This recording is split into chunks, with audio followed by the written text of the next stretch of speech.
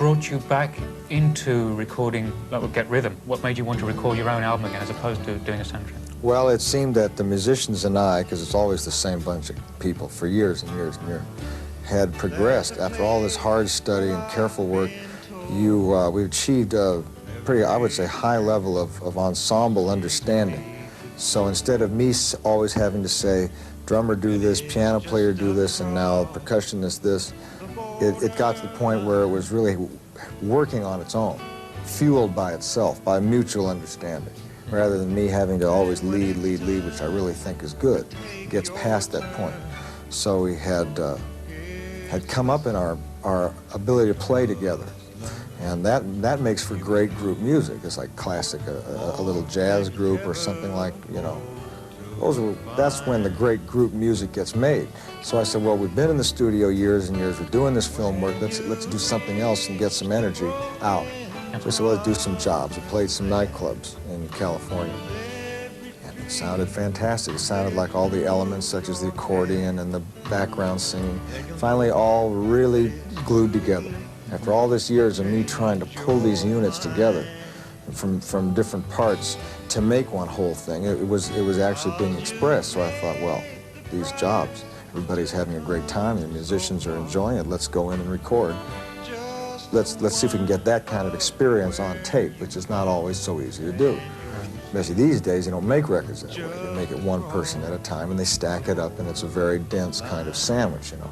I said, well, let's all just sit and play, turn on the mics, and we'll groove and dig it and see if we can get some energy pumping in the room, like we do on stage. Just go ahead and play, and it did seem to work. I mean, it seems to me that we got what's fun and what's lively and what's powerful about that kind of music on the tape, which is really hard to do, see, because we don't play 360 nights out of the year like an old jazz band used to do. So to get it to really work and so that it starts to bounce off itself, you know. It's to send the air molecules really spinning around in a studio is kind of a dry atmosphere, kind of unforgiving, basically glum place to be, as opposed to, say, a stage with a lively audience or dancing or something, you know. That's a little easier. Right. But it's not really a live record either, because we did some overdubbing and I've cut some tape here and there.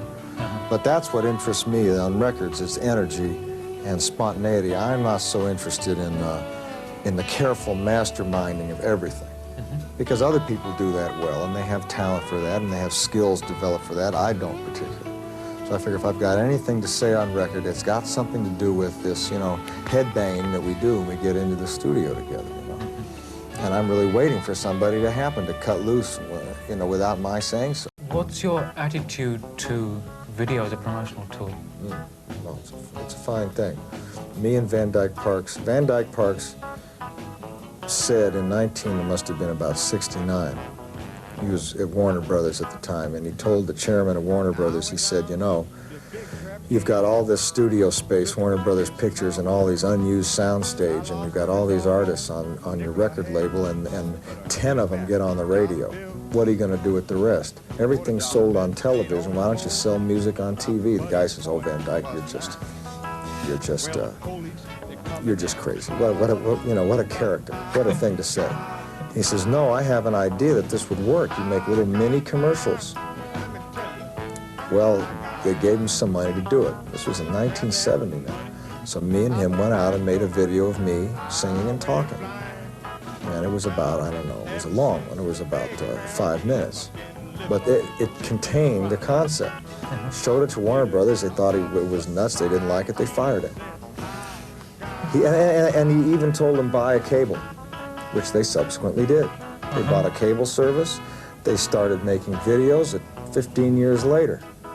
He was way ahead of his time, because it's obvious that everything is sold on TV. What's wrong with selling records on television? It turned out to be a great thing. So most people learn about product on TV. Most people buy what they see advertised on TV without even questioning it. Whether, I don't care, it's toothpaste, cars, shoes, it doesn't make any difference. Music as well. The point is, what happens is people see more than they hear. ultimately, I believe. That's why they all love and remember what they see on the big screen, movies, you see. And I discovered that the music I was doing for movies was being illustrated by the film. In other words, one was complementary to the other. It was creating a new whole, like a new kind of entity, an illustrated piece of music, if you wanted to look at it that way. It's providing a context for the music that hadn't existed before. People say, wow, write Cooder music's a little strange for me, I don't know, I don't understand it. But then you put it up against some images, and if the images reveal a certain, it's almost subliminally, a certain quality that the music has, do you know what I mean? Right. That was like maybe too esoteric, or I don't know what, just wasn't mainstream enough. Simple thing, really. I don't know, the music's pretty clear to me, but yeah, me too. I mean, but for a lot of people, they started to talk to me and says, I saw your music. I said, well, that's an interesting thing. You know, I saw your music. I thought, I see. What I always took for granted, the imagery and the tunes, I saw very clearly. But not everybody sees or has the same image bank in their head. Well, but if it's provided for them, you got it. So you give them a little 3.5-minute video that provides any kind of context if they dig it and like it, and think, you know, and carry that image around, the music goes right with it. And that's why everybody can sing commercials. People go around singing commercials all the time. Right. Things go better with Coke or whatever. I read an article, I guess it must have been about the time that Crossroads came out, where you said that you really didn't like very many of your own records, and you were much more proud of the soundtracks you'd made. Well, I like the music better. There's something abstract or less heavily structured about the film music. You know, I mean, a song is a little thing always it's got a beginning and a middle and an end on records, and so it's a bunch of these little boxy things strung together one after another. I get awful tired of that. First chorus. Yeah, I mean, you know, you get to the point where, well, we've done verse chorus for 30 years, now what are we going to do? Given the kind of music I work in, a 3-chord, simple, sort of, I don't know, refined, primitive music, that can get kind of, starts to sound the same after a while, and it's fun to sort of go off into just areas of sound and texture and feeling.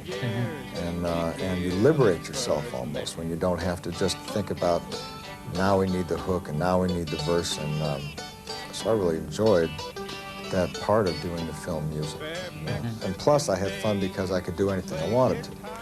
I want to play a little bit on the show, some kind of scene out of Paris, Texas.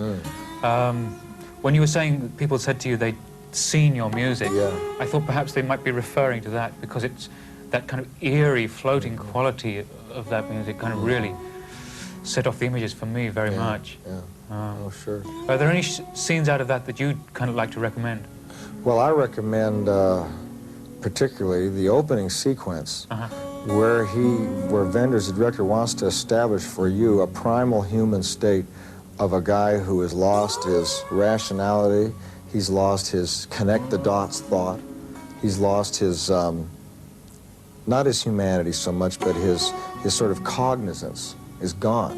And Wenders wants you to know that you're not looking at a guy who simply has a hangover, you know, or who's lost in the desert. You're looking at a guy whose last conscious act is to drain that water bottle, and then it just falls from his hand, like an animal.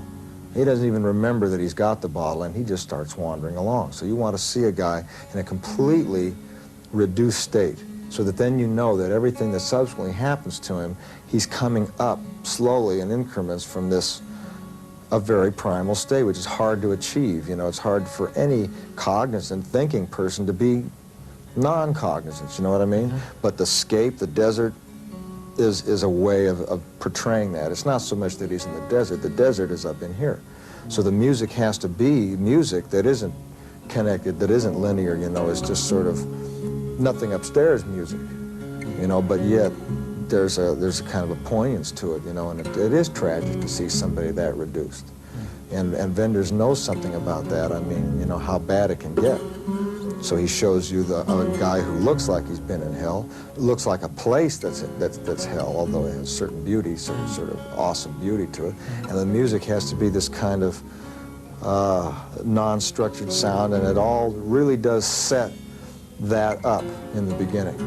And I recommend, well, I recommend the whole picture, not on the music side necessarily, but it's a great work. But that's a pretty definitive piece of business for the opening of the picture. Finish up the show today with this an old footage we have from it. Must be 74 or 75, maybe about the time Paradise and Lunch came out.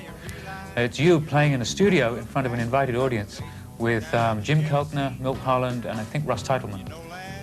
No. Oh, yes. Oh, no. That's way a long time ago. That's way old. It's pretty nice stuff. So we're gonna... You have that, do you? How'd you get that? There's an old 16mm print that Warner Brothers have had just ever since I came to Japan. Is that right? That's never been seen. Really? Yeah.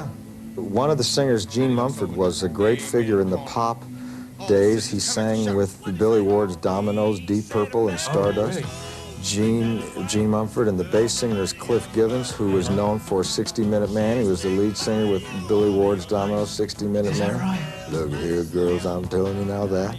He sang bass with Sonny Boy Williamson. There's a couple of characters right there. Worth watching the film just for that. Yeah, those guys are terrific. Oh, they're great. Yeah. They were the greatest.